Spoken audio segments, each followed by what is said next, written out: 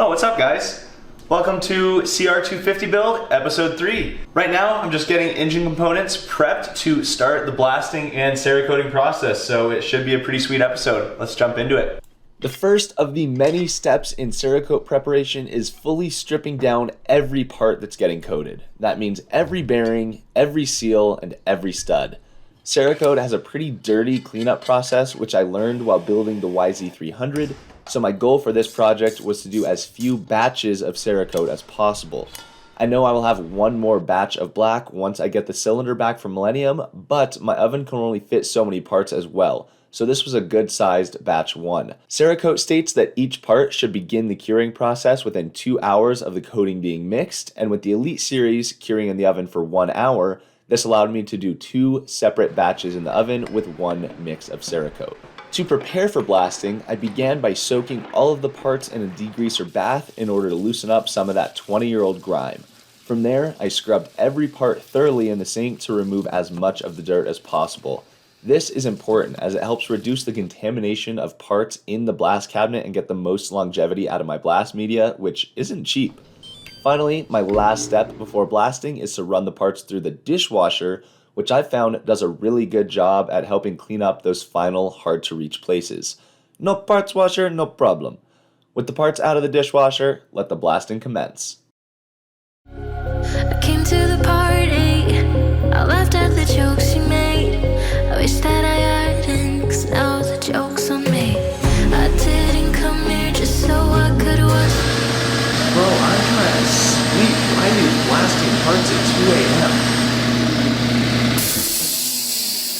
I'm sorry, man. It's 90 degrees out here during the day. Oh, fair enough, man. But how can you even stand to work with all that noise? What do you have going on? Air compressor, blast cabinet, and vacuum? Oh, dude, it used to be miserable, but with these new status noise-canceling earbuds, I'm just out here vibing. Oh, yeah? What's the deal with those? Oh, dude, they're incredible. They've got active noise canceling or ambient mode, and they will play for 8 to 12 hours continuously depending on the mode. The case itself provides another 36 hours worth of charging. They've even got an app where you can change the sound modes and customize the audio profile. Here, check them out. You won't hear any of this equipment running while you're wearing these. Now you, me. Is this seriously what you're listening to? Don't judge a man's music in his workshop. Well, despite your music choice, these are incredible. Can you get me a deal on a pair so I can go back to bed and cancel all this racket out? Oh, you know it. Use the code Kincaid for 10% off your order. Now I'm gonna get back to blasting. With the summer heat, my air compressor gets really hot really quickly. I would blast a handful of parts, and then while I gave the compressor some time to cool, I would mask the parts that were time consuming to do so. For the engine cases and inner clutch cover, I used heat-resistant tape and small rubber plugs that I found on Amazon. The masking process definitely takes some time, but it's important to do right.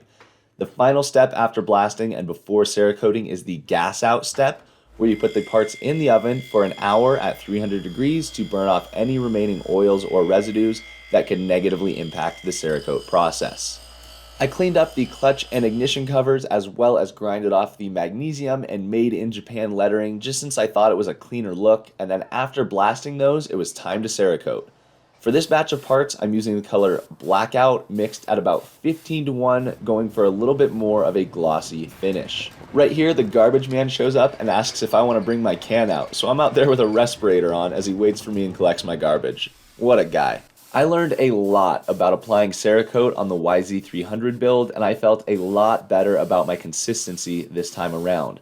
I also added a regulator to my spray gun, which allowed me to ensure I have the correct air pressure of 30 psi, and it also collects any water in the line.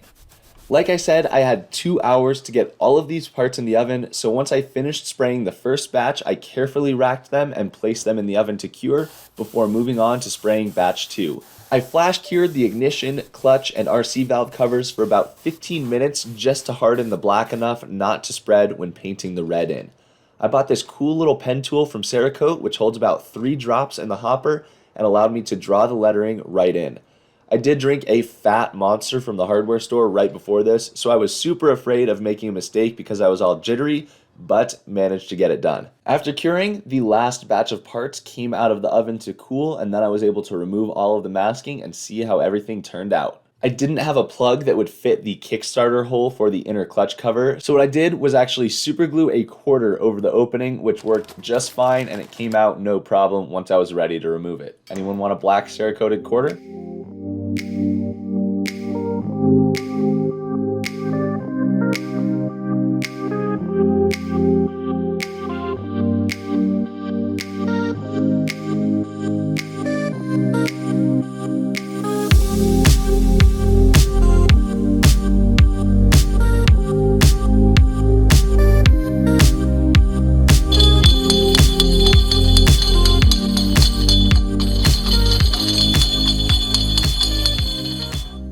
I could not be more thrilled with how these parts turned out. These components look absolutely incredible. Also, just a quick reminder that one of you is going to win this bike when it's done. You can get yourself entered by tapping the link on screen or in the description. My biggest mistake was on the shock body. I had one small dry spot and then a little bit of sand fell off of a different part while this was drying.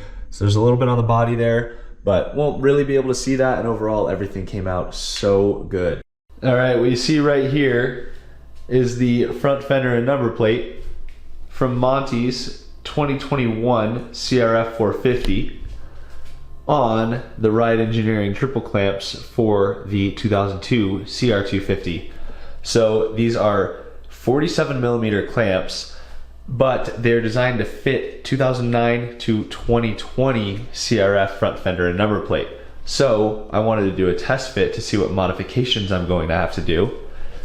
And the front fender bolts right onto the clamp, but there's about a 1/2 inch gap to the back mounts. So I can just add a little aluminum spacer there to solve that problem. The only concern is once it's on the bike, if this fender will have the ability to hit the tire with that 1/2 inch gap. But there's only one way to find out that. As of now, I'm not too concerned about it.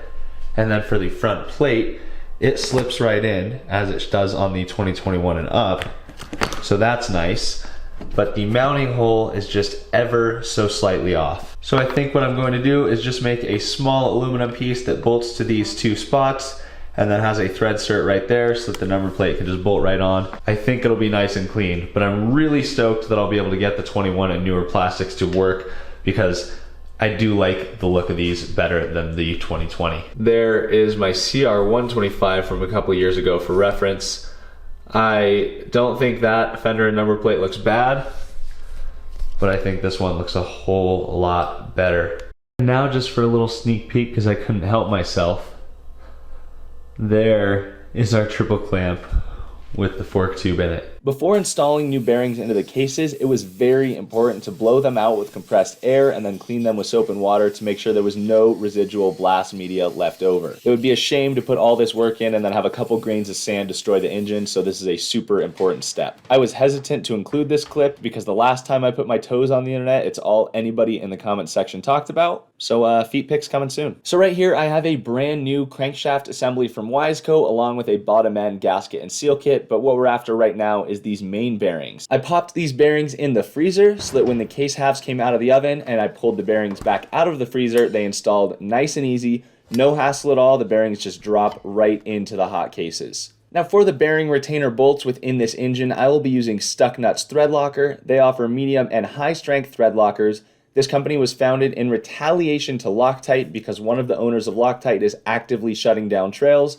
In fact, my dad was recently on a dual sport motorcycle trip in Colorado. He tried to ride the winter trail but found out that it had been shut down as a result of this. After this video, 3 people who are entered to win the CR250 will be randomly selected to receive a bottle of medium strength and high strength thread locker from Stucknuts. So all you have to do for a chance to win some free Stucknuts thread locker is enter to win the CR250. Now check it out as I unwrap this gorgeous new crankshaft from Wiseco. This thing looks absolutely beautiful and I'm so excited to have it in this motor. Guys, Wiseco actually just dropped a new website where you can input the year, make, model of your bike and find parts that fit your machine. You can use the code KP10 on wiseco.com to save 10% off your order, which can add up to quite a lot if you're doing a full engine rebuild like this. Truthfully, this might have been the smoothest crankshaft and transmission install I've ever done. Everything went together perfectly, no hassle at all. I used my Tusk crank puller to pull that left side case on and everything spins freely. I did temporarily install the old crank case bolts because I am waiting on a package from Fast Metric so that we have some shiny new hardware all over this engine. But holy cow, will you look at these parts. I am unbelievably stoked for this one and ready to get this bottom end fully assembled. Millennium actually already finished my cylinder and shipped it back out, so I'll have that in no time. So if everything works out, you guys will see this completed motor in the next episode. Go get yourself entered to win this thing, click that like button, subscribe to the channel, and I'll see you in the next video.